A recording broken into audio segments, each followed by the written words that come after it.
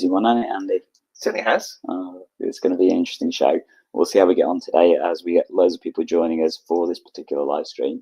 And the reason why we're saying that is we've had a bit of a frantic last minute setup. We're doing this live from our Andy's studio, his living room and things, and we wanted to kind of do this live again from here for this monumental episode, because it's going to be massive, isn't it? You thought the last one was big, but this is probably going to take the cake. Oh yes, yeah. So I can see loads of people joining us at the moment. Just to remind you that we're going to be going through the new GP DES contract and various other aspects as well. But we're just giving you this opportunity to settle in, come join us. Get a cup of coffee. Yeah. Make sure I can't join you, I'm afraid. Make sure your camera and microphone are working. Mm-hmm. I think we've shared the screen accidentally, Gandhi. Mm-hmm. There we go. We're back on screen. Yeah. And we've got a fairly busy, hectic live stream plan for you all. And we're going to go through things in a second. I just need to send one link to Andy. But as you can see, it's been a little bit hectic this morning. It turns out you can't install Adobe Acrobat Reader on an NHS laptop, which is what I was hoping to use to display the annotated PDF. So yeah, we swapped laptops around, and now we swapped them back because StreamYards didn't work on the NHS laptop. So that's why we're rushing in. But that's what the soft start's for. It's to allow us all to settle. And I think we're probably good to go, Gandhi. What would be great is if you are watching us live, you could let us know that you can see and hear us okay. That would be awesome. Because I know last time we did that, we had some comments, the audio wasn't great, but we think we fixed that now for this particular time, so that should work a lot better for you. So do let us know down in the comments and as we get started. And yeah, shall we get going? Yeah, let's get going. Yeah, We've got the jingle. I've got the jingle coming up. Let's get cracking. Hey GP learners, welcome to this episode. Myself and Andy are going to be going through the new GP contract. That's right, we've got the PCN DES, we've got the ARRS specifications, we've got QOF, we've got advice and guidance. Oh my god, there's so much we've got to cover. And then in fact, there's so much we're not going to be able to get through all of it in this one single episode. So we're going to tell you exactly how you can find out more and everything else about the contract stuff as we tech enhance your primary care and learning. Let's get cracking.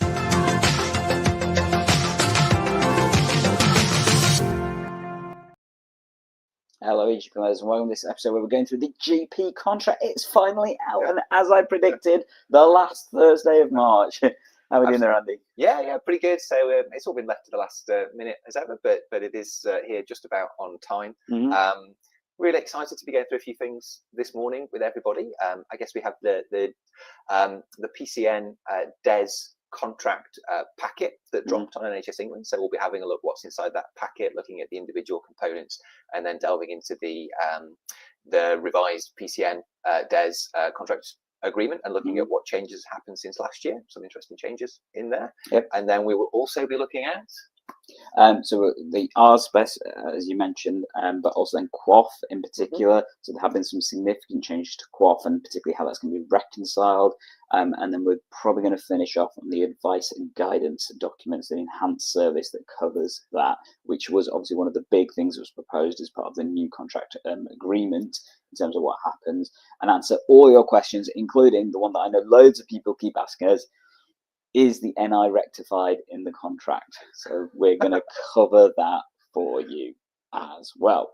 Before we get to that, so shout out to our eGP learners who are joining us this morning. So Miss Melody, regular of eGP Learning, saying good morning. You both look and sound fantastic. That's great to hear because we are live from Andy's studio talking about this stuff. And we've got quite a lot to get through. So I think we might as well get cracking, shouldn't we, Andy? Yeah, let's get started, and we'll be here for a little while, I guess, probably over an hour, so people can just relax and as we sort of walk along and walk through these updates. Mm-hmm. So I think the first thing to show, Gandhi, we could probably go to my screen. So I think we'll start with the contents of the Network Contract Enhanced Service document packet that came out from NHS England. Thankfully, they're still there and releasing their documents for the moment. Hide the sharing bar. There we go. So there's a number of documents in here. I'll try and zoom in a little bit for people just to show. So always with keeping an eye on the document release area of NHS England's website. This is where these things drop. So I think we'll be having a look at the explanatory letter that just explains some of the headline changes around the network enhanced service contract. We'll be having a look in a bit more detail at the contract specifications themselves, and in particular looking at where they've changed from last year and looking at those new nursing roles, for example, and other changes around the ARRS, and trying to look at some of the figures and see where they've changed in terms of the amount of reimbursement that we're getting for various aspects of the contract.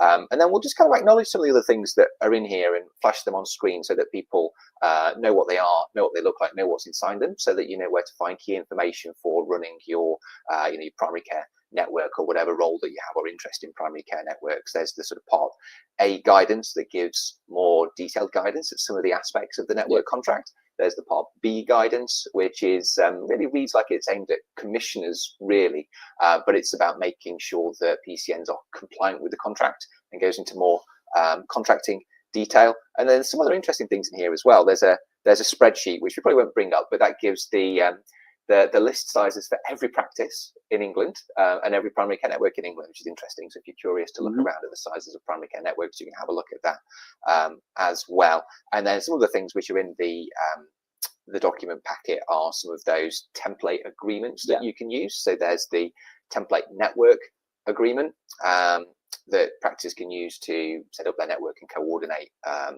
how they operate together collaboratively. And there's the data sharing agreement and data processing agreements that people can use and modify for their own purposes. So that's that. I mean, shall we get started with the letter? I think we will. So just before we transfer over, so shout out to our other eGPlearners that are joining us today. So Sarah Seaside saying, good morning, everyone. Lovely day for pouring over a new contract. Jamie Parker, fellow PCN CD in Nottingham, saying morning. And also Darren Jackson saying hi to us and Jamie as well. So if you want to ask any questions, feel free to do so in the chat. We will come to them. But yeah, let's crack on with going through this contract. And we're going to start off with the PCN DES itself, aren't we, Andy? Yeah, so apologies, I've lost my annotated documents because I can't view them on this computer. So we'll just have to remember. But thankfully, where things have changed from the previous year in the main documents, NHS England highlight them in yellow. So that really draws your attention to where things are different. So there's a dear colleague letter that's accompanied this document packet, as often happens, which just highlights the main changes that are happening. So it draws our attention to the main document, and then it talks about the changes to the ARRS scheme. So the main highlights are, and we talked about this in the previous sort of episodes, because a lot of this information came out with the main GP contract announcements a few weeks ago, that they're telling us that the ARRS GP scheme is continuing, that there'll now be a combined pot. So they're combining what was separate pots for ARRS GP and normal ARRS reimbursement scheme together in a combined spot, giving you the flexibility to spend more on GPs if you want, or take that GP allocation and spend that on other ARRS staff if that's the intention of the primary care network as well. So that's combined. And then they're also introducing the new nursing roles, which are now available on the ARRS scheme. And we'll be looking at those in more detail as we go through the main contract. They give a little bit more detail about the changes to the reimbursement for the GP role, which has gone up. And again, we'll look at that in a bit more detail as we go through. And then they talk about changes to the capacity and access improvement scheme. Again, we spoke about these before, really, and we'll go into those in a little bit more detail when we go through. So just highlighting that letter is there. And I think if you wanted a very brief intro to understand what you need to know, the letter is a good starting place for many people. So if you wanted to go through your practice teams, for example, if you didn't want to go through an hour-long webinar with us, or the contract details in part A and part B, the letter is a good place just to give those summary changes and that information that you need to know to start off to explain things. And it is helpful that NHS England provide that, but as ever, the devil is in the detail. And I think it's time we get cracking to look at the detail, isn't it? Yeah, I guess one last thing. If you want to know where the changes are in the main document, they provide a list of all the changes in the appendix of the letter, but actually they're highlighted in yellow when you go to the main contract. So I would just do it that way. And a genuine shout out to NHS England for doing that, because it's made our job a hell of a lot easier. But also for those of you who do want to pour through the details, well, it does make that a lot easier, and it is an amount of work to do so. So it's not something that's quick and easy to do in terms of trying to change that. So let's make sure we get the right document on the screen, and then I'm also going to I might hand over to you, Gandhi, to scroll. Well, actually, let's just orientate ourselves with the document, and then I'll just have to make sure I have visibility of my notes in a second. In a second, Gandhi.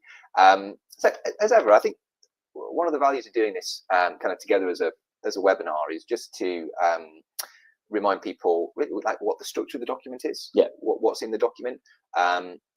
We won't remember everything that we go through when we're looking at the document today, and normal people out there. And bearing in mind, we've only had about 24 hours to go through all these documents, so I guarantee there's probably some stuff we are going to miss. Normally, when we've done this, we've had about 4 or 5 days to go through, but we wanted to get this out quick and stuff. So, yeah, apologies if we do miss stuff, and if you want us to cover it, anything specific, again, stick it in the chat. Yeah, and for me, these serve as reference documents. So just kind of knowing what the structure is, what's in it, and where you can find things, is a start. And so people will be familiar now if you've been with primary care networks for a few years, but some people might be relatively new to primary care networks. So these documents, here's always worth picking them up, looking at the contents page, seeing what's in. So we have some definitions and commonly used terms at the beginning. They talk about the main bits here in terms of running the primary care network and managing the staff are really starting from section 7 for me, Gandhi, when we start to look at the additional roles reimbursement scheme and the service requirements for that. So let's, Gandhi, I'm going to bring up my notes. Okay. So you might want to take over. Okay. So I'm scrolling. Okay, fine. Let's go for it. So let's have a look. See. So introduction. So key first change that we can see on this is that it talks about the fact that this new contract is from the 1st of April 2025 to March 26, and then as we go down, it basically it's nuts and bolts contractual changes, and a lot of the yellow stuff that you're going to see in these few changes just because things have moved around or because they've had to add extra sections to compensate for some of the changes. So we're going to skim through a lot of these, aren't we, Andy? Yeah. Most of the yellow is date changes, to be honest, as you go through. So I'm just scrolling through as well. Fortunately, everything's numbered, so we can keep in sync between these two. In fact, I think the main changes are much further down, aren't we? Let me just get there. So we're on 4.5. Again, these are just mainly date changes, which is why we're skimming over them. So there's nothing in here that we've seen that we felt needed to be highlighted any significant difference. But just to show you as we go through, blah blah blah blah. The first sections are all about membership and how primary care networks. And a lot of this hasn't really changed in the past few years. Initially, this was actually quite a hot topic, wasn't it, when PCN started and things. So Andy's ahead of me, I think. So I'm taking it slow because I've forgotten which section we need to stop at. I think it was 7, wasn't it? Page 38, Gandhi. Page 38, okay. Let's just jump down to page 38. Sorry, guys, if you're getting vertigo now from seeing this going on the screen. There we go. Okay, so I'm just going to go slightly higher to page 37 because this was one thing I did want to mention. So 7.2.6 that you can see, which is just a little bit higher from where Andy is that they've changed. It was something I wanted to highlight. They're not going to do additionality baseline changes on some of the roles. Okay, so do you remember additionality is one of the clauses PCN does? So this was the concept that you had to have additional clinicians for all the different roles, and I think that still exists. But the mechanism for the NHS England marking that was they had to have a baseline number. That was for the original 6 roles, which was I don't know which one who are. Clinical pharmacists, first contact physiotherapists, physician associates, paramedics, and SPLWs, and I've forgotten which other one it was. It's somewhere in here.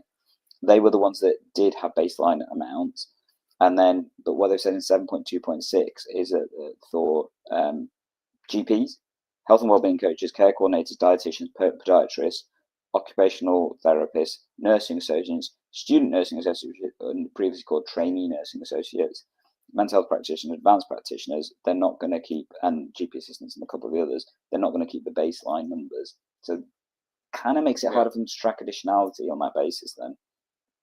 So I think that was important to recognise that. Yeah, and they've added some new additionality sort of definitions for the new nursing roles as well. So just sort of acknowledging that that's there, and with any role, you just need to make sure that you're meeting that additionality criteria as you go through. And then going down to where are we going, Andy? You're driving this one. So. I know I'm driving. Yeah. So 7.33. No, I think it was just highlighting that I don't think there are changes in terms of how the MHPs are funded. There's still joint with with mental health trusts, some shared employment. But it can be 100% if you got confirmation from your local area that they're happy to do so.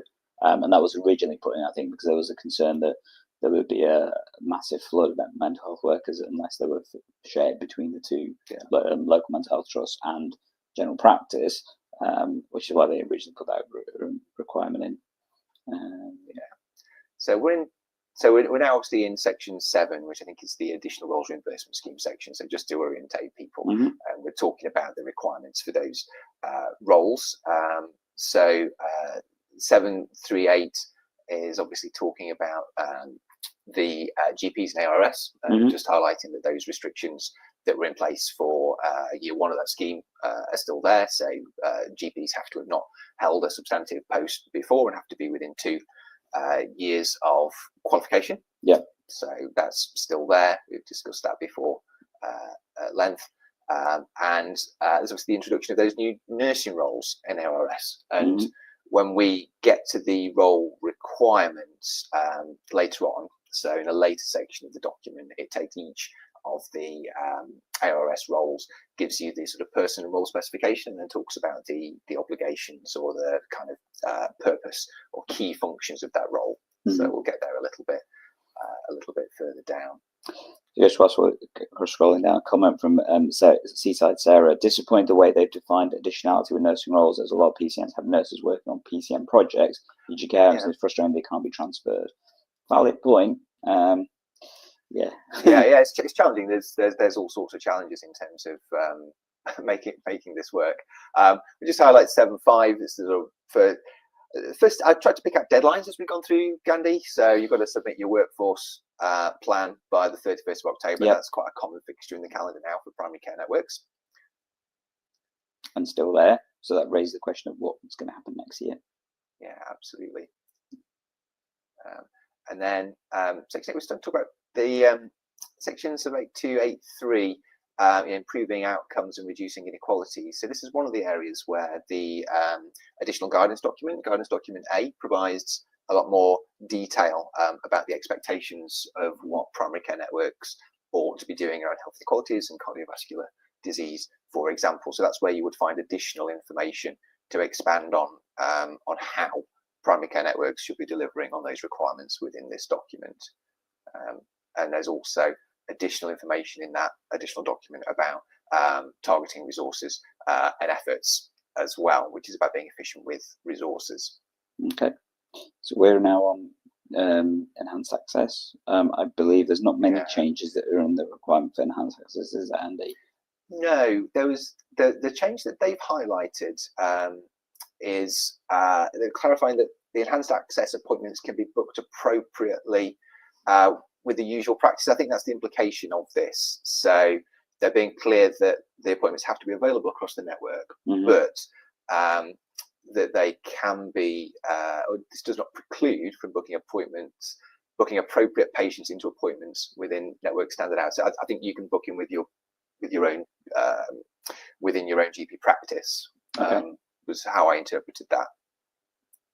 Yeah. So it doesn't mean you can provide your hours within your normal hours. No, not within the normal hours.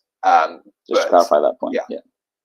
I think it was whilst appointments need to be available across the network, that it was where appropriate, people can be booked in with their own surgery preferentially, I think is how I interpreted that. Where are we going next? So as people can see, there's lots that hasn't changed. Yeah. Apart from largely dates. Scroll. I'll wait till you get to the bit you want to go to. Yeah, that's okay. So I started to look at some of the just where some of the costs come out. It was interesting to compare with costs previous years. So it looks like the network participation payment. So we're in section 10, which I think deals with the sort of finances of primary care networks and what they receive financially. And just noting that the network participation payment appears to be unchanged from the previous year. And then, okay, so this is often in these documents, the tables are where you know, if you're going to focus anywhere, then focus on the tables and the appendices, as we often say. So just try to compare some of the costs. So if we look at core PCN funding, the total figure here is 299 per patient, and I just tried to compare some of that figure with last year, and it looked like this figure was a 1% increase from last year. So just comparing that, and then the enhanced access payment that practice received for delivering on that part of the contract has gone up by about 5.7% from the figure last year. So that's now about 8.43 pounds per patient. And then the care home premium, again, that's had an uplift as well of about 2.4%. So that was about £127.20 last year, and now it's £130.25. So that's gone up. And then the capacity and access payment. I don't know whether I've done my maths wrong here, but just comparing the same figure in last year's contract, it appeared to go down a little bit. I don't know if you've got any explanation for that. So this was something that I think has surprised a few people, that the fact that the actual pot for the capacity and access payment has actually gone down. So rather than it staying the same or increasing, which is what many would anticipate from particularly inflation and that kind of stuff, actually they have made an adjustment. And the question is that adjustment equitable to the amount of increases we've seen in some of the other pots? I think it might be, actually. So you mentioned that the core PCN payment has gone up by a small amount, by 1%, and the capacity now, they are different size pots, so they're not equitable, but there is some savings being made there by reducing the amount that's there. So interesting, and then just looking at the local capacity and access improvement payment part of the access payments. So there's been a change. So previously, this was conditional on meeting digital telephony and online access, I think, were the 2 points here. And they've expanded on that now, adding an expectation to do some risk stratification work and to support continuity of care, and obviously looking in the additional guidance for more detail about that. But that's an additional expectation in the contract. And then they've also changed the wording. So rather than saying digital telephony and online access, they're now saying modern general practice, which, if I remember rightly, those are key components of modern general practice. So I think those expectations are still in there, but that risk stratification work is new. So just wanted to highlight that. And just a reminder that with the CAPE payments, that the national, I can't remember, it's the CASP payment. I can't remember what it stands for now, but that one is paid directly to networks. There's no real achievement that needs to be done apart from making sure you signed up to it. It's the local payment where you have to do the extra work, and that will be where the risk stratification work comes into play, which we'll cover a little bit later on. So, and then just noting where figures are uplifted. So the improvement payment here has gone up down. Sorry. So this is where I guess we're seeing that figure go down. It's £1.37.5 this year. It was £1.39 last year. So just acknowledging where some of these figures have changed. The main changes are in the role. Some of the role descriptions around the additional roles, and we'll get So there. I think the other thing that has it, if we get to the next table, which is the reimbursement amounts for the different roles, so there has been uplifts, I believe, in quite a few of these. Is that correct, Andy? Yeah, that's right. So we prepared a spreadsheet, actually. Shall we go? We've had to jiggle around with the computers, so we may. So where's the spreadsheet? I've not. It's not. It's on the other computer. This one. Hang on. If you just drop the screen share for a second, Gandhi. Okay, 1 second, everyone. It is interesting actually to look at the differential increases in some of these, because they're not all increased in the same to the same amount. So while Andy's trying to find that, I'm just going to give a massive shout out to the thing I love to do every time we hit this. So thank you all the YouTube viewers. We've got 100 plus live viewers joining us for this particular live stream. That is amazing news, and really thank you. If you are finding it useful, do leave us a like down below, because that's what tells all the algorithms and us that actually it's going well and that you think this is a great live stream. And I know me and Andy have still got loads that we want to cover for you as well, coming up in a second as soon as we found this spreadsheet that Andy's got. I think whilst Andy's sorting that out, the other spreadsheet thing I'm going to signpost people to is our fellow colleague Tara Humphries has done an amazing article that covers a lot of the financial stuff as well, comparing this year to last year. So if you go check out her blog on the business of healthcare and things, that will give you another great summary, and it will help answer one of the questions we're going to come to and cover in a second, which is the NI increase. Okay, so you can put me back there. So what happened there, Gandhi, is I was using the keyboard, but I wasn't controlling the computer I thought I was controlling. There we go. So the spreadsheet was there. It's just it was a different computer. So so what we've done here is just to get an idea of how the reimbursement for the different roles has changed from last year. So just to make this easier for you, I'm going to make this spreadsheet bigger. You're not going to see me and Andy on the screen just for a bit whilst we continue talking. So we'll zoom in a little bit, and maybe this is something that we can make available afterwards. But we just took the reimbursement for this year and the reimbursements for last year for the same roles at the same bands, and just looked at the percentage difference between the two to see what the increases were. And not all increases are equal, interestingly. So some of the biggest increases go to the care coordinator roles, interestingly, and some of the more original roles in primary care networks, like the clinical pharmacists and the pharmacy technicians, social network prescribers, health and wellbeing coaches, for example. And then some of these other roles actually getting... This is huge, 8.25%. Yeah. That's, wow. It's a lot, isn't it? And one doesn't always fully understand what goes into considerations. I'm sure they look at lots of data about the expected salaries to pull the right sort of people into primary care network roles. And I know the care coordinators are likely to be quite important, where primary care networks are supporting integrated neighbourhood teams, integrated neighbourhood working, for example. So maybe it reflects an anticipated need to pull in the right sort of people for those roles. And then some of the other roles are having much lower increases. So I think the lowest that I've spotted is 1.65 for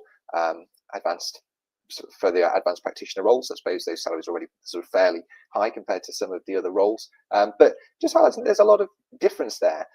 Biggest increase, I think, is the GP component, which has gone up significantly. So at the very maximum end of the GP and ARRS role last year, the maximum reimbursement was 92, and I think this is including the on costs, these figures, because they did say that they would include on costs for GPs in the figures of the ARRS reimbursement this year. So that's gone up from some 92.5 to 105 800 this year, which is a 15.5% rise. I think that does reflect that the original point that they put the GP role was very much at the bottom of the pay scales. So even though that is quite a significant increase, it is because they're trying to bring it back up to the point, because one of the biggest feedbacks I think NHS England and various other places gave around the GP and ARRS aspect was the fact that the reimbursement was so low that they're just unable to recruit people into these particular roles, and many networks are having to top up, which is a thing, I guess, but obviously it's where do you take those funds from repeatedly and recurrently, particularly if you're looking to expand it, which the whole point of this was to expand it to tackle the fact that we have a recruitment crisis in general practice, particularly for general practitioners and newly qualified general practitioners as well. Yeah, so yeah, and that change to the ARRS scheme is one of the biggest things that's changed. And I'm sure we'll have some kind of reflections and thoughts with the viewers out there when we get to kind of considering the implications of these changes. Yep. So if we just go back, so those tables that are on screen are as they appear in the document, but we've done our own sort of calculations around that, yep. Which hopefully was helpful. Just look for where some of the other figures have changed. In fact, Gandhi, do you want to go back to the unannotated? Okay. Before we do that, actually, Andy, can I just ask you to hold that? And I've sent you a link on the StreamYard. Are you on here or not? Or no, it's on this one that we need it. If not, I can send it you a different way. No, that's fine. People can see the StreamYard. So this is Tara Humphrey's blog that I mentioned that I wanted to show you on. The reason why I wanted to show you this is this whole question of, is the NI increase included for the ARRS roles? Okay. And I think this is one that we do need to cover. If you go down about a few places, there we are. So this is the total reimbursement for the ARRS roles reimbursement sum. Okay, so as you can see on the screen, it's previously it was £22.894, 22.894, which was last year's reimbursement rate for your population. Then obviously you multiply that by your PCN population, that gives you your total ARRS budget. That includes on costs. Okay, yeah. So this year that's gone up to £26.631 per patient. Okay, and some networks have gone up, some networks would have gone down, because obviously that's based off the list size now based on the 1st of January 2025. Okay, that is a £3.73 increase, which is, Tara mentions it later on, I can't remember the exact numbers. So we've covered so many numbers in researching this. Our heads are swimming. Yeah, 16% increase. What was it? If you go down a little bit down, so the next, no, sorry, up, sorry, yeah. Here we are, 16.32% overall increase. Okay, so that sounds great, doesn't it? That should cover NI. However, key changes with this that you need to recognize. So number one is that they have actually included the separate pot, which was the GP and ARRS, into this total budget. And also you have to double the reimbursement rate that we had from last year, because last year's one was £1.303 for the GP and ARRS, but that was for 6 months only. So when you double that, it's £2.606. So that takes up a good chunk of that actual increase. That's most of the increase, isn't it? So then the question is, how much of that increase is therefore there to cover national insurance?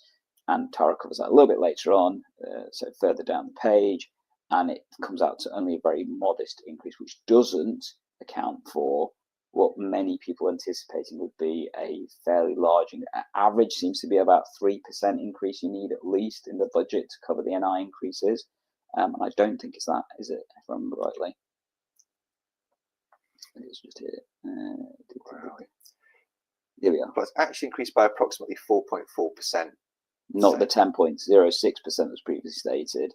And then whether that's enough then to cover the actual NI increases. Now, I think each network is going to have to do its own sums, but I don't think it's going to cover the NI increases in its completion. Now, it does very much depend on your spread of network coverage, because one of the things we do know about the NI increase is that if you have lots of staff numbers, particularly at the lower paid levels, that actually will cost you more overall in your NI increases than if you've got less staff but paid at higher amounts, because of the fact the NI increase is less of an impact as a result of it.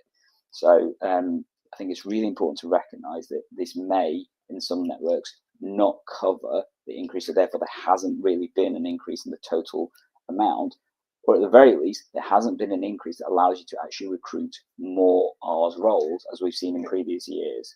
So your budget is pretty much still your budget, and you're going to have to either bank on some potential losses and drift to help cover the amount when we get to year end in March 26. That's my understanding.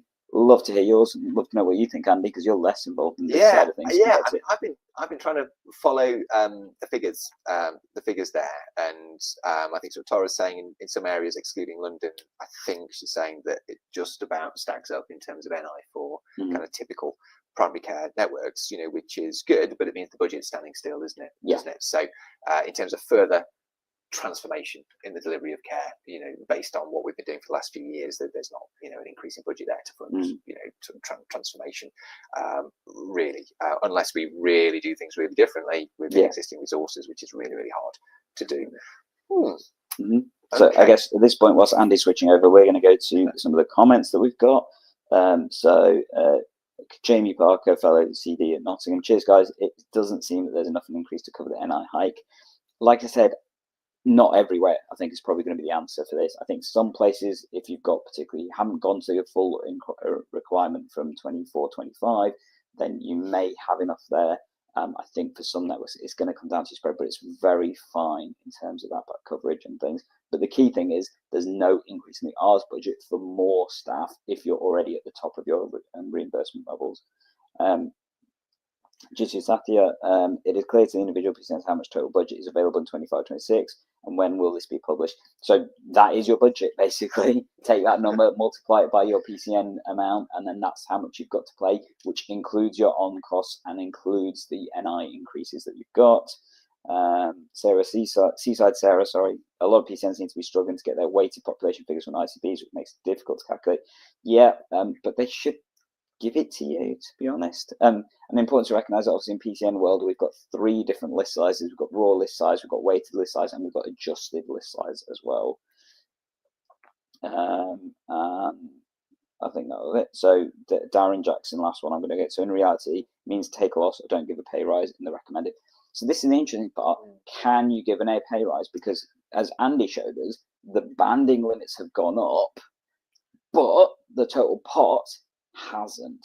So I think Darren's actually right. It's going to be challenging to give pay rise. Now, important to recognise that what we have seen historically is there is an uplift that comes up in October to adjust for some of that in terms of the pay rises, but the budget doesn't actually increase in order to compensate for that. So icky. Yeah. You can probably have to, if the pot's the same, you may have to shrink the number of people who need to be served by that pot, I guess. Okay, so I guess we've just sort of scrolled you down to, so we've been going through the annexes. Annex B is where they look at the role requirements for the additional roles reimbursement scheme, because I guess one of the big changes here is the introduction of additional nursing roles. Yeah. So it may be worth just having a look at what they are and just thinking about the kind of person specifications, role specifications of those roles, and what the kind of key responsibilities are as described. So I'm just scrolling through to, just an interesting change around the social link work prescribers that I picked up on. Okay. Was that there's, I think previously it was unclear whether you could draw down the funds to fund social link work prescribers for the time they were spending on training to their level 3 qualification. Okay. I think they've clarified that you can do that now. Okay. In terms of you can draw down for the training time if that wasn't clear before. And then the next big change is around. So to try and stop you guys all getting dizzy, I'm going to switch in and out of the screen share to make that easier for you as Andy jumps around. Now that we're back down to it's a really long document. So 125 pages. But the yellow text is really helpful. Yes, very much so. Yeah, they've changed some of the naming of the training nurse associate roles there, adding I think they've changed how that role is referred to, so they've reflected that in the document. Andy's saving your heads from trying to spinning a little bit there. With the advanced practitioners, again, there's just a change here. So I think previously the specification was that they need to have graduated from one of the accredited master's degree programs, and now you're able to draw down for the role if they are enrolled on an appropriate course and are undertaking it. So that's quite an important change. It is, because that was quite a limitation in terms of the number of people that already completed that particular. I mean, we've got many ACPs, AMPs, for example, in particular, that are working across general practice that couldn't be employed in any of these roles because they hadn't qualified from one of the relevant courses and stuff, although had been doing the role of advanced clinical practitioners for many years, and it just seemed a bit strange.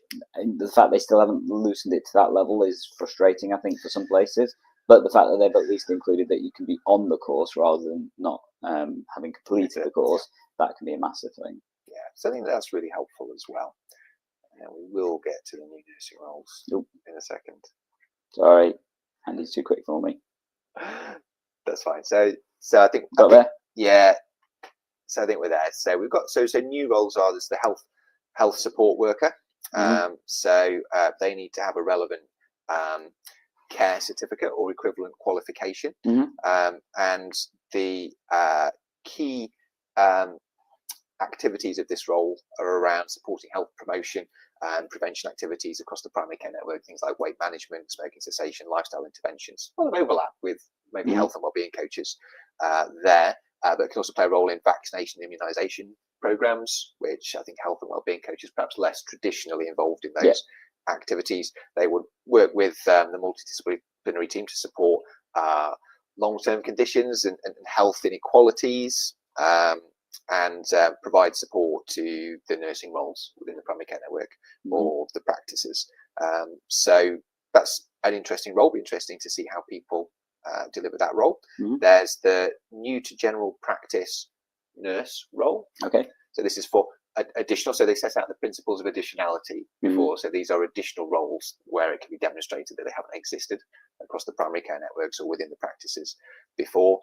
This is for someone holding a sort of level 6 diploma in a long-term condition management skill. And the expectations of this role is that they'll provide nurse-led care to communities across the primary care network.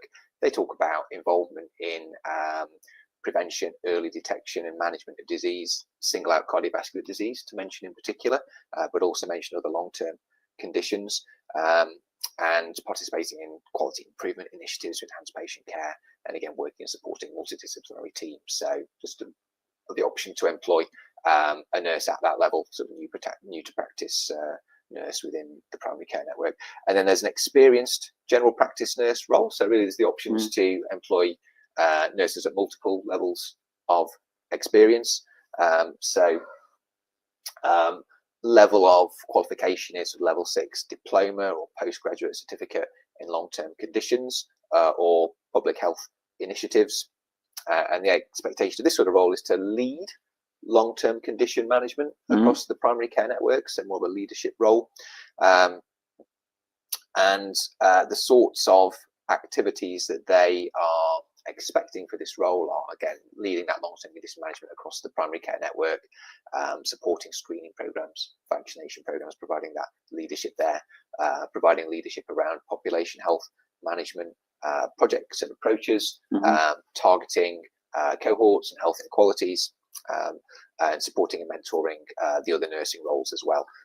So I guess this would be where kind of experienced practice nurse would normally sit. Is that correct? I think so. That's how I'm seeing it. I think we're seeing sort of a experienced practice nurse, a sort of new to practice nurse, and then there's also the registered nurse consultant level practice as well. So this sounds like a very mouthful for a start. Yeah, it sounds like quite a high level of work. Holds a master's degree in it and is working towards a PhD or educational doctorate or equivalent research qualification. Has extensive experience in clinical leadership and service development. So this is really quite a high level individual, I guess, coming into this role. And the idea is to provide not just leadership, but strategic leadership for innovation and care across the primary care network. So some interesting, additional options there with the nursing roles. Definitely, and I think it's interesting to see that this is now coming at this point. I think there's probably many out there that reflect that if this had come in the earlier stage of the PCN DES contract, would we see a completely different makeup of the ARRS roles? I think the honest answer is yeah, we probably would have done, because I can see how this would have been more in line with traditional general practice. But then would we have the variety we have now? Interesting perspective. It's interesting, isn't it? I think it increases the options in terms of how you can focus your primary care network. Whether you focusing more on the kind of personalised care roles and population health management, or perhaps leaning more towards traditional general practice roles, supporting core general practice delivery and making sure that that's done well. I think it kind of increases your options there. Long-term condition management and nursing roles are quite bread and butter for traditional general practice. And then the final section is Annex C, which is looking at the investment and impact fund, and which still exists. I mean, we don't talk about it much because it's become so much shrunken compared to what it was when we started doing these live streams. Oh my God. It never really was as big as it was planned, was it? Because there were planned areas and then they got cut before they came. And this year it remains at the learning disabilities.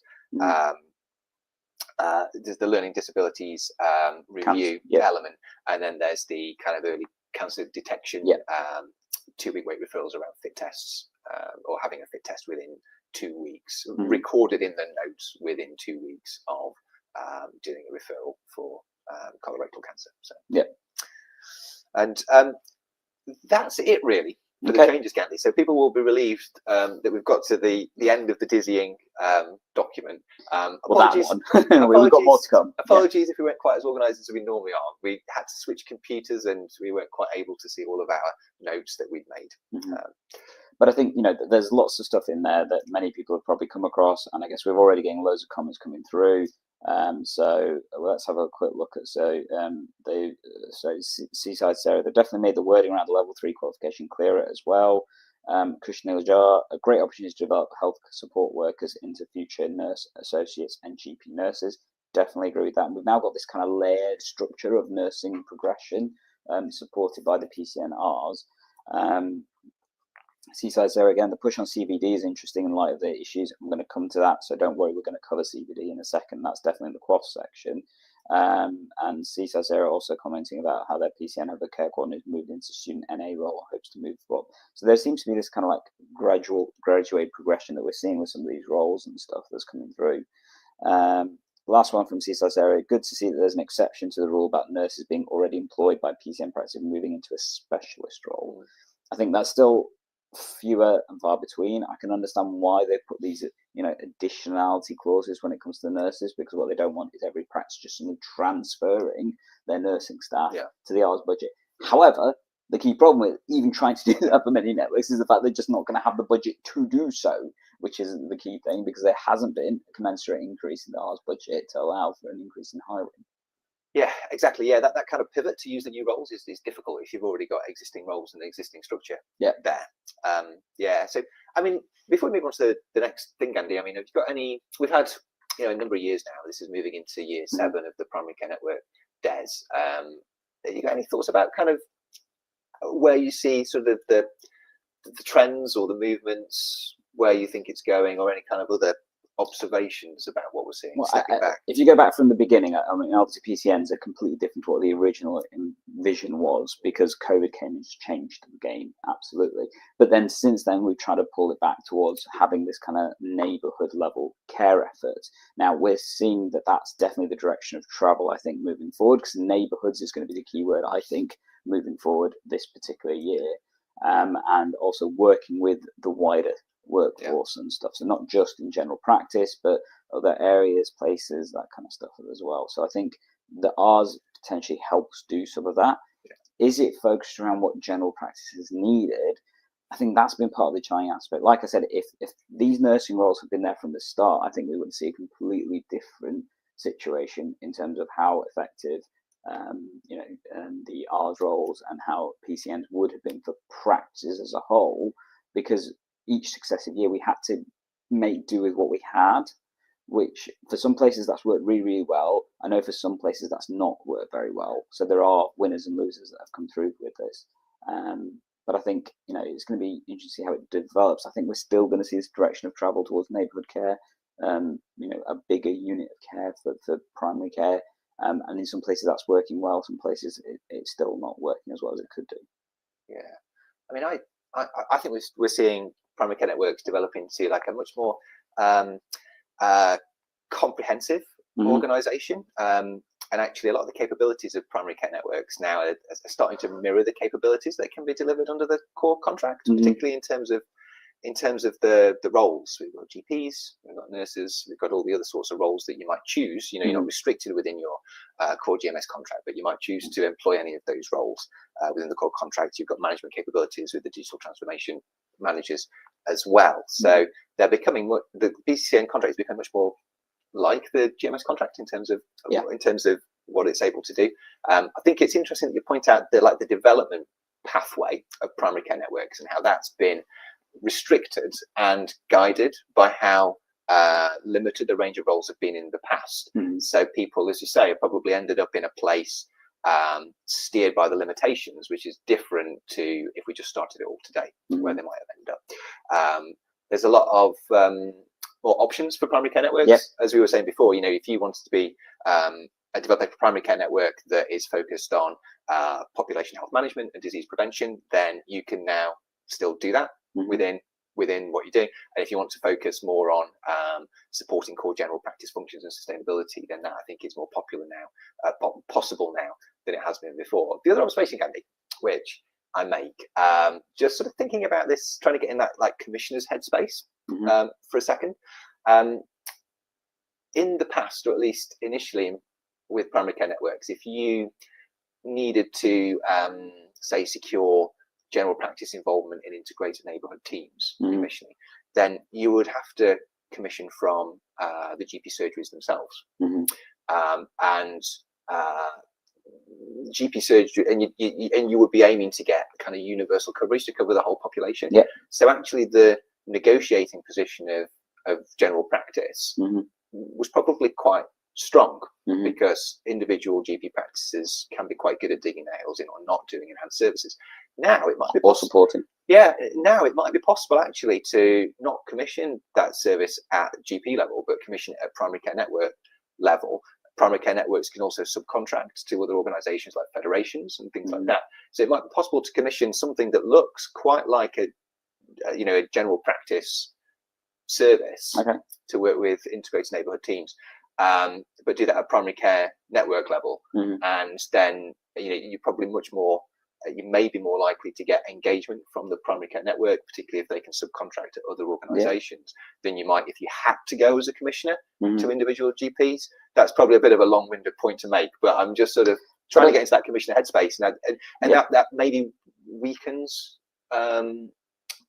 core general practice in terms of their negotiating position on these things. I'd agree. I think it definitely changes the discussion. I think also the makeup of the PCN massively affects it. I think if you've got places where, for example, you've got one network, one PCN, one practice, one PCN, there is a completely different setup and situation that you've got when you've got one PCN covering multiple different practices. And we know we've got various sizes as well. We've got PCNs of 25,000 patients. We've got PCNs of over 100,000 patients and stuff.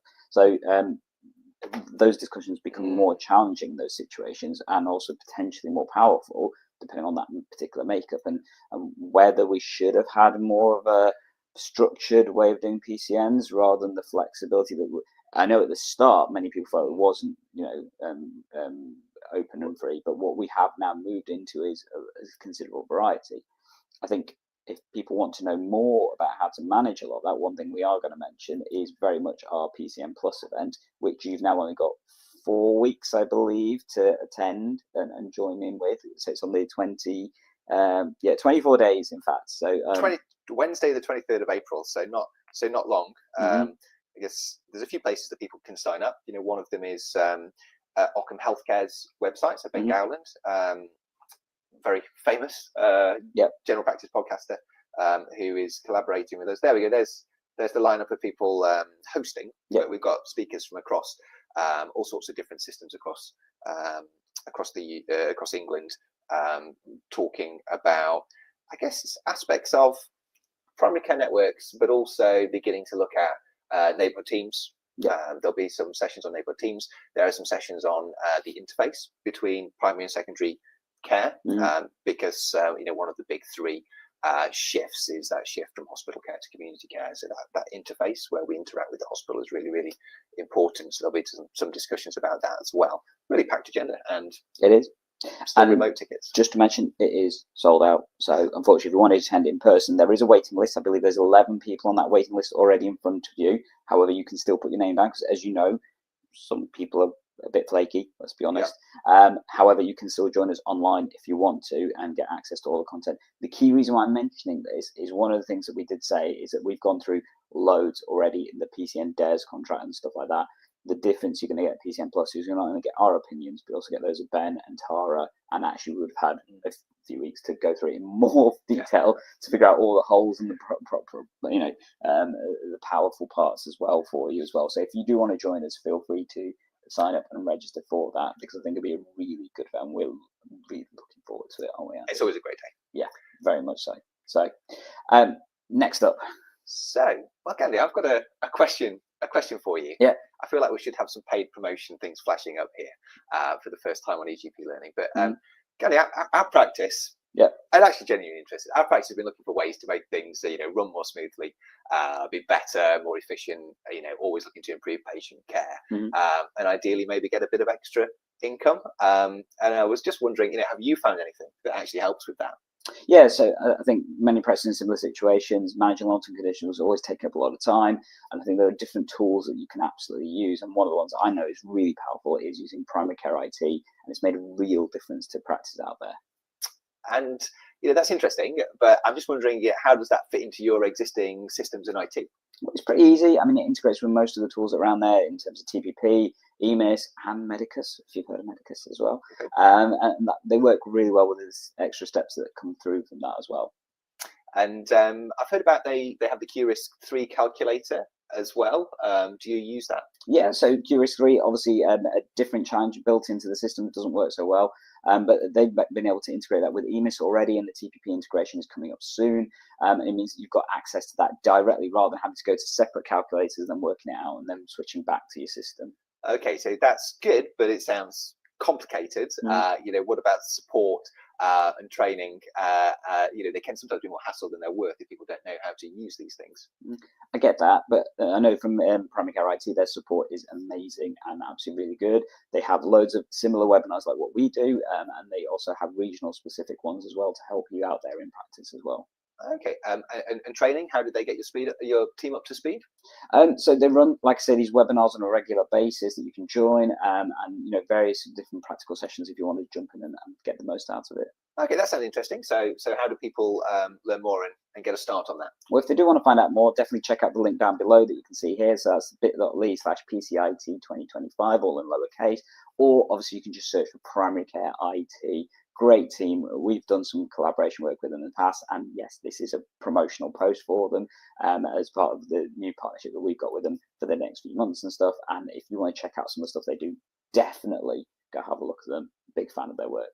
That's good. And I do actually like their work and use them. So great. Cool. Okay, good.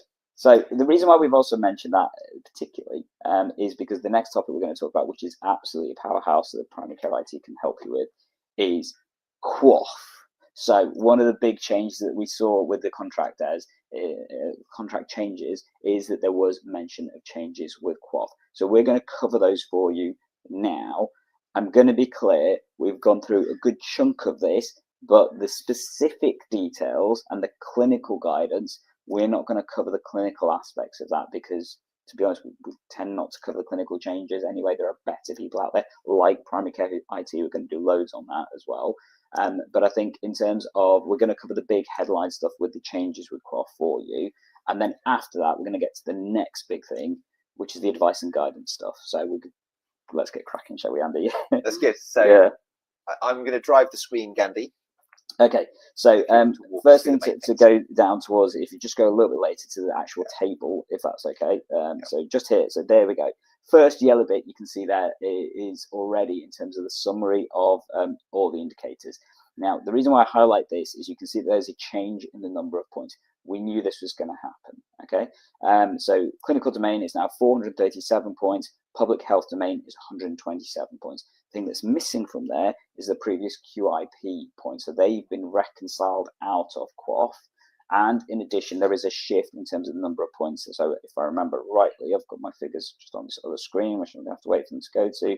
So previously, so Andy's got it on the other one. See, I'm a bit slow today. So previously, last year's QOF total was 635 points. We've now down to 564. That's partly because we've lost the quick payments, which was 71 points, but also they've rebalanced them. So they've moved some of the public health ones to the clinical ones, as well as that part of this process is getting rid of registers that many of you probably remember hearing about. So that they basically got rid of the points from registers and rolled those into the clinical indicators. And as a result of that, there have been some changes. Okay. Now we're going to go over those changes in brief. Okay. And we're going to talk about one of the clinical changes as well. Okay, so Andy's going to squiz down to, I believe it's page 25. I want not 25, 20. There we go. So it's talking about the secondary changes and cardiovascular health and things. So yeah, this is the right one. So you can see a little bit yellow here, and the first one I want to talk about is CHD 15. Okay, so this is now going to be at 33 QOF points. This is an increase from 12 QOF points, so quite a jump. It's over double what it was previously valued at. And in addition to that, the attainment process has increased. So the previous upper limit was 77% having achieved CHD 15. You now need to get up to 90% to get the full QOF points. And this is one of the trends we're going to see with quite a lot of these. Not only have the number of points increased in these particular domains, but also in addition to that, the percentage attainment has also increased as a result of that. So it does mean it's potentially more challenging. So Gandhi, and you may not have crunched the figures on this, but if you were to have the same QOF achievement next year as this year, would that mean that you get more money or less money or the same money? It must be quite difficult to calculate.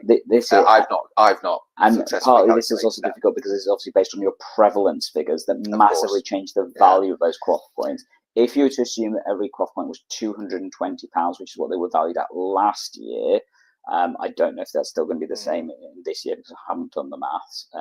Then if you have the same attainment, I think you will be slightly less, if I remember rightly. I think you do have to hit those higher levels because of the bandings that come through. Now, the detail of the bandings and you know the different levels that I haven't found it in this document yet. I suspect that will come a little bit later on. But it does mean that particularly these are going to be the focus areas, I think, for general practice to look at, and it is very much around cardiovascular health, as you can see with the trend with some of these, and that the changes are quite significant. So if we go through some of the other ones, so we talk about CHD 15, which is percentage of 79-year-olds or under with coronary heart disease who have had blood pressure reading in the past 12 months.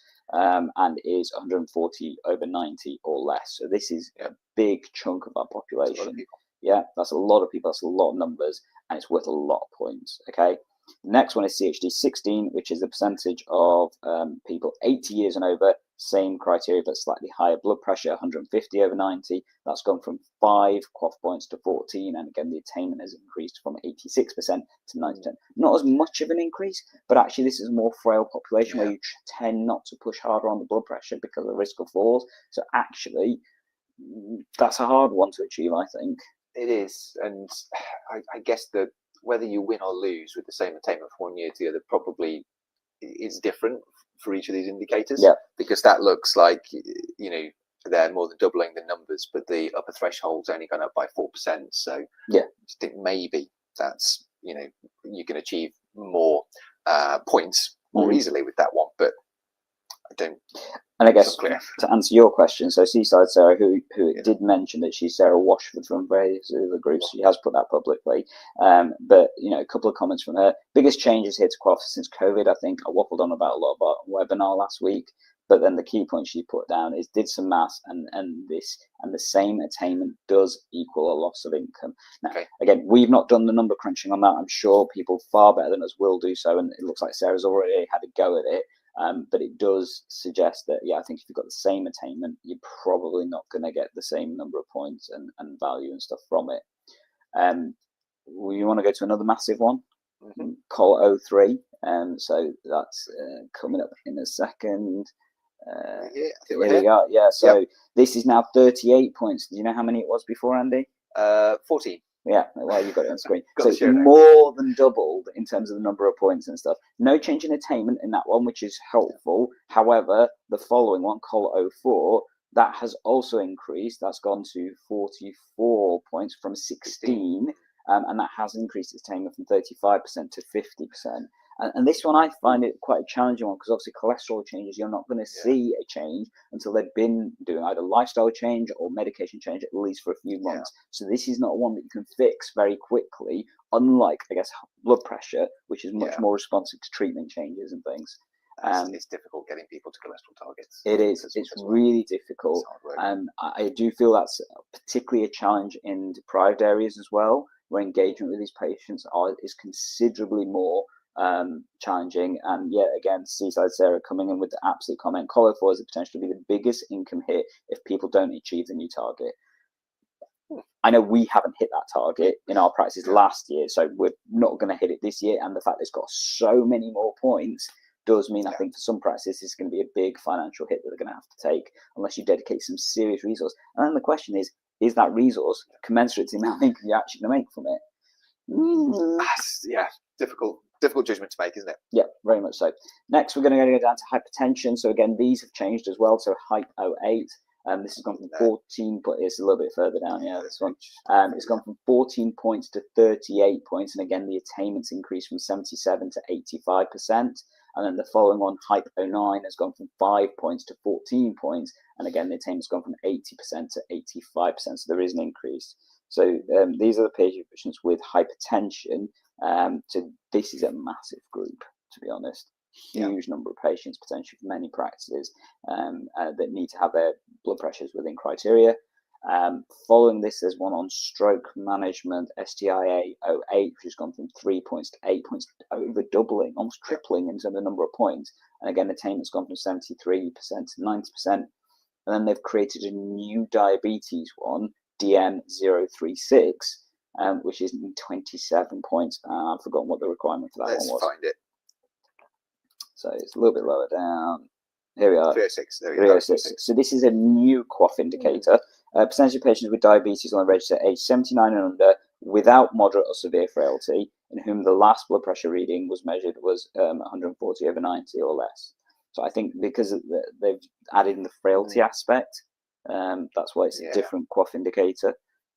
Important to remember, the reason why QOF numbers don't run in sync is every year when they create new ones, they add a new one, but then they retire the old ones, but then they may have kept some of the previous ones, which is why they're weird numbers and stuff.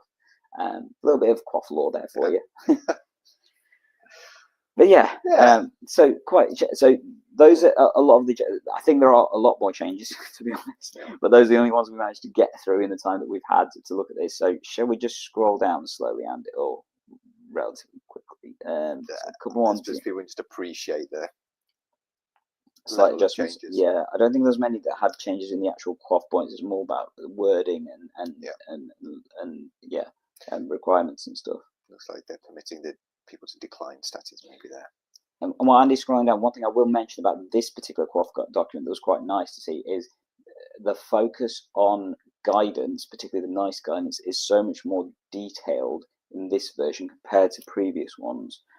They are very much referencing a lot of the QOF changes to NICE guidance. That was there in last year's document to some degree, but it seems a lot more detailed in this one. So Andy's got to the next section, which is asthma, which is the big clinical change one that's going to come through. Yeah, and that's interesting. So you have to have your diagnostic tests within 3 months of a diagnosis of asthma. So that might be challenging, potentially. Yep, so that's a change in the wording. That's not a new indicator. But if you scroll down, there's going to be a load of yellow chunks coming up in a second. Here we go. So the key thing is the diagnosis of asthma has changed. And this is to reflect the new guidance in terms of access to tests, as well as the types of tests that we do. And this does outline, particularly in adults, that you can now use eosinophil testing as part of the criteria for checking if the patients have a diagnosis of asthma, compared to having to rely on spirometry, and also using pheno testing more commonly, which actually more practices are potentially going to have access to. So one of the big things for the past few years is practices have probably said, I don't need a pheno tester. I shouldn't really have to have one because we're not funded to have one for doing the test and stuff. They have now included that in the diagnostic criteria for asthma. So I think many practices are now going to have to start considering using pheno testing in comparison to previously focusing just on spirometry.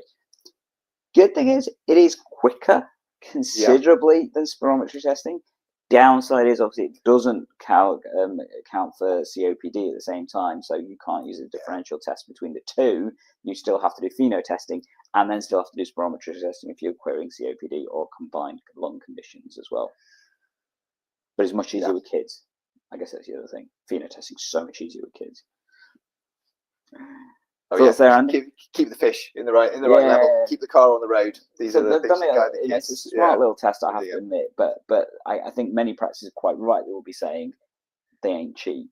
And whilst there are different pricing models, you can either buy the equipment and then buy the consumables. It is actually consumables that are actually the most expensive part. I think they work about £2-3 per test and stuff, which is not a small amount of money, considering you then still have to have the clinician doing the test with the patient as well. Yeah, we've been using it for a while at my practice, and the nurses really find it really useful for confirming those diagnoses, and probably a much simpler test to get people to complete than the spirometry. It's a lot easier for people to follow the instructions. So Andy's scrolling down. I'm just going to go to some of these comments that we've got. So where we've got loads coming from Seaside Sarah.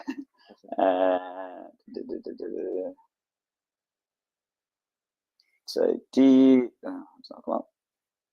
you think there's potential here for PCNs to collaborate on beeping cold targets? I think, yeah, absolutely. You can set up hubs that across your geographical area to tackle that. That's definitely a possibility. The move away from requirement for spirometry will be appreciated by practices trying to provide spiro appointments or to get paid for doing spiro. Agree on that. And actually, because of the more stringent spiro criteria, it's a harder test to keep people trained to do, because the time it takes. Oh my gosh, it's crazy. And Mikala Franklin, as usual, give it one hand and take away with the other. Yeah, to a degree. It's definitely about case and stuff and things. Yeah, there is more funding, I guess, in the total package, but that's certainly the case with the QOF changes. There's more yellow, but I must admit we didn't get this far in preparation for today, so I'm afraid further parts of the QOF we haven't got to on this. I mean, we can come back and go in a bit more detail on the QOF. We could just do it now, to be honest. Should we keep going? Yeah, should we just keep going? So there's dementia stuff here, changes. So medication review consisting of NICE recommended cholinesterase inhibitors for Alzheimer's, dementia, Lewy body, Parkinson's disease, and any ongoing antipsychotic medication, and the risk factors for those to be looked at. I mean, that's fairly sensible in terms of dementia review. These things should be happening already, really, within dementia reviews, but that's a named coordinator or key worker for contact details and confirmation that they have. So that's kind of there, but also checking that a power of attorney is in place. I don't remember that being a requirement for the medication review. I mean, I'd say it's good practice, but it's always nice to see it stipulated what makes a good dementia review. So those additions will be helpful, I guess.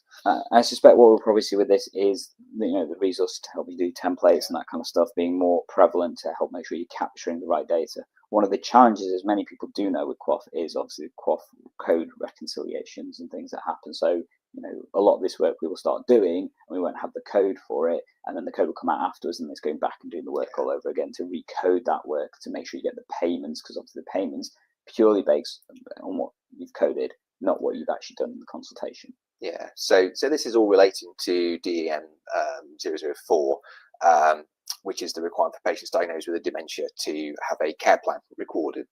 So we're it's outlining what is good practice to be included in the care plan there. But that's helpful, and that will help with the building and usage of templates for these care plans. So I don't. Mental health, no changes. Mental health, there's a couple of changes in the text and stuff, but nothing. Just more in the detail and things.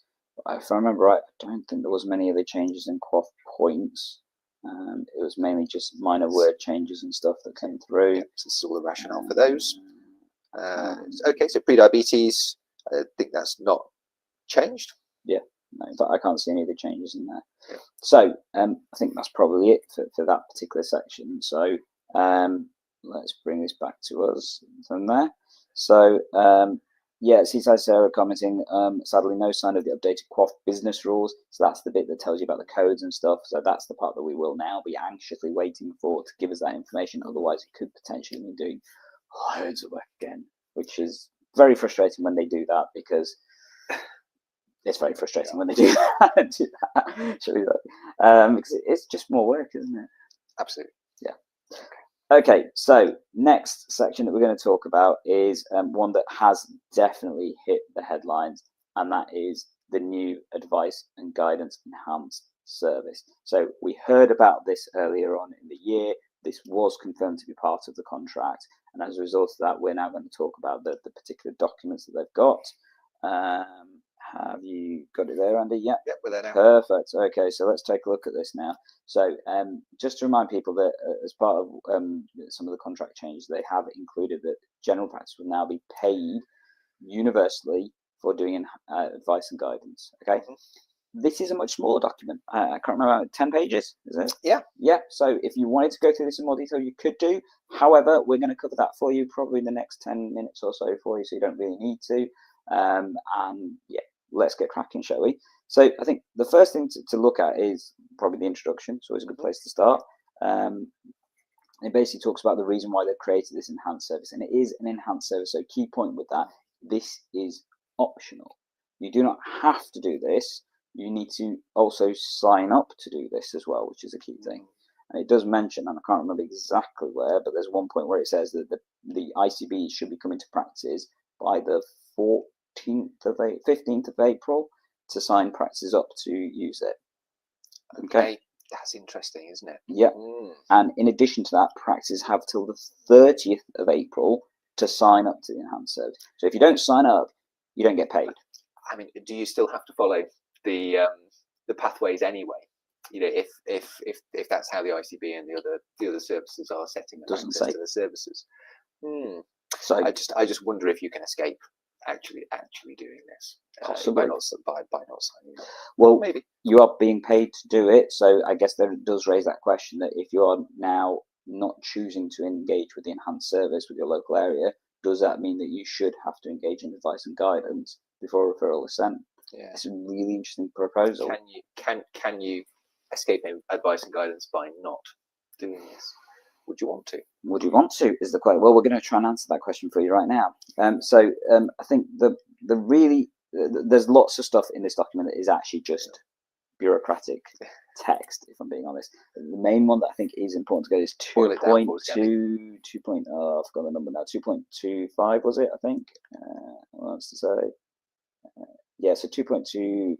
So here, so 2.24 outlines the term. So pre-referral advice and guidance, sometimes referred to as specialist advice. This is 2.24, and that definition is basically the implementation of asking for advice before you've made an active referral. Okay. This is specialist advice, which then expands on 2.25, which supports clinical dialogue, enabling a referral clinician to seek advice from a consultant-led specialist service prior to or instead of a named referral for a named patient. Key point there is service. It doesn't have to be a consultant. Yeah. It's the service that provides it. So this does still include going to, for example, I guess nurse consultants, processing things. I would hope it shouldn't include administrators, because I think there's a difference there in that perspective. But again, doesn't specify that here. Doesn't specify that. Yeah. Yeah. 2.26 is GP. The advice in the enhanced service is defined as GP-led non-face-to-face activity, which could be real-time asynchronous advice, such as a telephone call or asynchronous advice when carried out electronically through the NHS e-referral service or dedicated email address. Now, this was the one I found quite interesting, because I was not expecting phone calls to be a viable route for doing this, for two reasons. Number one, tracking and coding it becomes a bit more tricky because you have to do something else, whereas obviously with an NHS e-referral, you've got the evidence of the e-referral. With an email, you've got an email audit trail and stuff, whereas a phone call, it then comes down to your documentation and coding. Okay.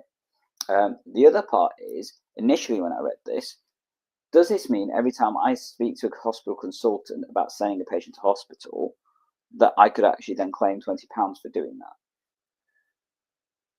that? Possibly. Possibly. Reading it, does this have to be sort of planned? Often that's an emergency situation. Does this have to be proactive planned care? No. So it does later clarify about elective care. Okay. But here's the second part with that then. So if I speak to a hospital consultant about a patient that needs additional care but doesn't need an admission, and we agree that this patient then does need to have a second outpatient appointment, does that count as pre-elective care? It meets this definition. It does. So potentially, if you have systems in your area where you are speaking to, for example, an advice line for admissions or something like that, and they recommend this patient needs an outpatient referral, can you now claim for that as a discussion point? Question mark. And that's clarify with your ICB, well, I guess. Yes. So one of the other things that is very clear in this particular document is that the ICB is being empowered to do a lot of the management of this particular enhanced service. So it is through the ICB that you have to sign up. It is through the ICB that will monitor it. It's through the ICB that will also determine how many referrals a practice is enabled to do. So it does talk about this later on in the sections. Apologies, I know I'm jumping around because I'm trying to go through everything I do remember. We want to cover this as quickly as we can for you because we're already going for an hour and 20 minutes. But effectively, the ICB can set limits, but they have to have some evidence as to why they're setting those particular. So, for example, they can't say you can only do one referral per month. That's not allowed. Okay, but there is mechanisms in there to balance that out. But they can state if you're doing loads and loads of referrals, that they can limit the amount that either you do per month or per quarter or per year or even potentially per practice as well. So bearing that in mind that there is a limitation because the pot is finite. I believe it's 800 million for the whole of England. So once that pot is gone, the pot is gone. Yeah, but there's going to have to be some sort of limit on it. You know, if there's a limit on the total pot, then they're going to have to work out how to apply that to individual practices. It'll be interesting to see. It will. In terms of understanding how the payments work, so it will be reconciled through CQRS, which is a fairly standard platform, particularly we use that for QoF and things. I still think it's not a great platform, to be honest. NHS England needs to massively update things, but I guess that'll now be Department of Health's responsibility moving forward, as we now know. But yeah, effectively, that's the main thrust of the document. There is various other stuff. It talks about what happens if a practice closes whilst they're engaged with the enhanced service, what happens when a practice merges while they're through enhanced service. That's actually where the last 2 pages is about. So unless you're in that specific situation, I'm going to leave you to read that up, but it's very clear as to what happens and doesn't happen in those situations. But ultimately, I think if you're summarizing this particular document in keywords, I forgot the main point. What's that, Gandhi? So the main point, the definition of a journey of care for the patient. So in terms of the referrals, when you make a referral, any subsequent communication around that is included in the original £20 payment. So we postulated this when we first heard about this. Does this mean you could send an advice and guidance, get it back, send it again and claim for a second £20? You cannot. No. For that particular patient in that episode of their journey with that speciality, any subsequent communications going back and forth are included in that £20 payment. Okay, that's interesting. And I guess when we were talking about this sort of previously when it came out, Gandhi, we were saying, well, it's £20 for advice and guidance sounds like a reasonable payment at face value, but what is the content of the advice that's going to come back, and what will the ask of general practice be from consultants? I think we're not going to get away from this being implemented as a potential referral management tool or a alternative to referral. I think that's probably how it's intended to be implemented and how it will be implemented. So actually, it might be that general practice end up being asked to do tests, management, prescribing that would have potentially further assessments that would have potentially taken place in a secondary care clinic. So there's the potential for quite a lot of work transfer here. So yes, or not. What do you think? Well, so the other part that it does mention in there, this has to be GP initiated, can't be specialty initiated. Okay, but by saying initiate, does that mean you ask for? So when you ask for the advice, that's the initiation, right? But then you don't have control of what they then suggest you do or what the advice is. But I guess one of the things it does potentially take away from it is specialities turning around saying all of your requests have to come through advice and guidance. Yeah, no, that's true. Yeah. So I think it does prevent that. You're right. It doesn't prevent, the workload transfer aspects in terms of how it works and things and the subsequent aspects. And again, there's no time frame in terms of the difference between the contacts. So, if I was to contact a specialty, say, for example, neurology about a patient with headaches that's not been controlled and gone through the various processes and stuff, I'm given advice, but then that advice takes 7 months to go through because it's quite detailed things. And then I have to make another one. Does that still count as the same journey for that particular patient? Because actually the time frame for that is now out of context or not. That part is not clear, but I suspect that would probably say that you wouldn't be able to claim for the second one on that one. However, if it's then going to a different specialty, you would be able to. The other quick point I'll put, because I did read this and I want to make reference to this, it does state GP initiated. The patient does need to be involved in the discussion, and it is a shared care decision perspective. So the patient, to a degree, has to agree. Whether how detailed that consent needs to be is not mentioned. Additionally, other clinicians can make the referrals from general practice, but it still has to have a GP sign off on it. So it still needs GP involvement in that. And lastly, the big one, there is no code. At this point in time, there is no code to tell you what you actually attribute this to. So although it mentions about reconciling through CQRS, in this document, there is no code to tell you this is what you need to do. So business rules the business rules are not available at this moment in time. And the weird thing with that, this is officially starting from Tuesday. But we're not signing up. But we're not. You may not be signing up until a month or so into it. So the first month, potentially, you may be doing work that's not accounted for. So I guess what I would recommend practice to start coding something. Find a code. Now, I was hoping that we would be able to do that for you before we started, but with some of the chaos and then the lack of access to the systems and stuff in a quick way, we've not been able to search for a code for you. But very simply, if you do have a look online, it'd be worth trying to find a code that works up. I know we historically, Nottingham used to have a referral management code that we used to use. Maybe worth dusting that back off and start using that as well. I'm trying to remember what we use. I'm sure we use a code for this in practice. I can't remember what it is off the top of my head. But again, you said a few things there which have been, I guess, partially reassuring for me in terms of highlighting that, we can choose whether or not to sign up to it. So there's some control for general practice there. And at least we initiate each of these episodes. And I imagine we are still free to initiate a referral instead, as far as my current understanding of this is. So you have some control over the work that might come back your way, because you can control actually the questions that you're asking of secondary care and whether you send that as a referral instead. But I think the devil will be in the detail and the implementation. So let's watch this space. So we've covered a huge amount there, tons of information that's there for you, and that must be absolutely mind-boggling to hear all that. And can you believe it? There's still more that we probably could have gone through, but the reality is we're now an hour and 27 minutes. I think we're probably getting towards the point where we're ready for a cup of. You are. I can't have one till tomorrow. Gandhi will have to wait a long time for his cup of tea. Looking forward to that. I guess a couple of things we want to mention. So already we're getting some really cool comments coming through. Jyoti Sathya, phone calls by some providers recording patient notes, not sure about the coding. Agree. So whilst the calls are recorded, it's the coding that's going to be important, I think, and I think that's a key part of it. Mekala talks about video calls with consultants will work. Yes, but again, I see the main thrust of this still being through ERS being the route that's probably the best one to do, because you will get the coding done, you'll get trackable and auditable referrals that you can do as a result of that, and that's a recognised pathway for many places.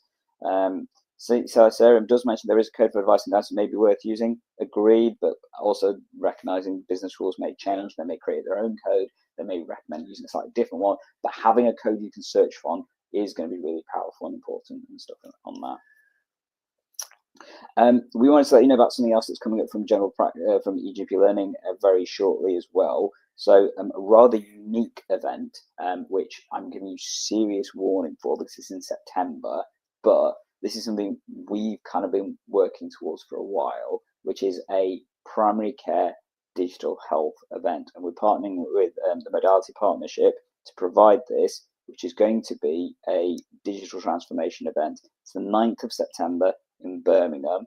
If you want to sign up, please do so. This is going to be a key event for those people who are trying to understand and make changes with the way that you use technology in your local area. and I think it's going to be absolutely awesome. And we're letting you know that this is available. It's free to attend if you're coming as a delegate and things. And there's going to be so much information that we're going to be sharing, panel discussions. We have providers there to help them tackle your needs, thought leaders in how technology is working across general practice and primary care, and focusing on how this can help you and your practice and your PCN and your ICBs in terms of managing all the chaos that comes with general practice in a more effective way. So really happy and proud to announce this unique partnership that we're working with, and it's going to be a really interesting event. I'm chairing a few of the sessions. We've got some other people joining. Andy's going to be there as well. We're going to be having some really cool things, and we've got some amazing stuff planned for you. So definitely, if you want to join in, feel free to register for that particular event. This is clear and plenty of warning. I mean, you've got loads of time to sign up and stuff, but don't wait too long because places are limited. They will go. That much I can guarantee you. These places are going to go. So our PCN Plus event filled out with over 6 weeks to go. So if you want, I do want to come, you're going to have to jump in and definitely sign up soon. Otherwise, you're going to miss out on things. And lastly, I'm going to talk about our GP5T event as well, Andy. So not long to go. That's just after PCN Plus, but this is for our GP trainers if you want to come and things. And we've just announced the agenda, haven't we, as well? Yes, the agenda is complete and out. I was looking for the splash page, Gandhi, but I can't find it. Well, what would people search Google for? Oh, it's there. There you go. GP5T, or there's a slightly different shortcode because it's using a different platform, Ring Central with an dot in the AL. And then the code there, unfortunately, I couldn't make a nicer one because it's already done by Ring Central and stuff, which is the platform that we use. It used to be called Hop-In, now called Ring Central and stuff. So if you're joining us, then do so. We've got some cool content coming for you in the next few weeks as well, including, and Andy doesn't know this, SMSs is a really hot topic in general practice. It is definitely hot in Nottingham. It is a hot topic, and definitely Nottingham, and I think in most places as well. So coming soon on the channel, you are going to see some content to help you manage your SMS spend in general practice. So if you haven't already subscribed, I think you absolutely need to do so. We definitely need that in my practice, Gandhi. Well, there you go. I'm going to give you all my hints and tips on how you can try and reduce it and stuff. We will absolutely catch you soon. We're going to get some more content done on the contract stuff soon for you. Join us at PCN Plus 25 coming up soon. As ever, we'll be here to take an answer to primary care and learning. I'll catch you in the next episode. Take care.